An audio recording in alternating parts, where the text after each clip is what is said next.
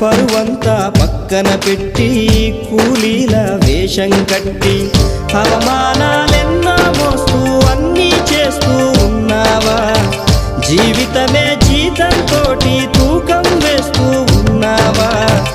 ఎండమావి నీళ్ళ కోసం ఎడారిలోన వెదికావా? ముళ్ళదారిలోన నువ్వు గాయమయ్యి నిలిచావా?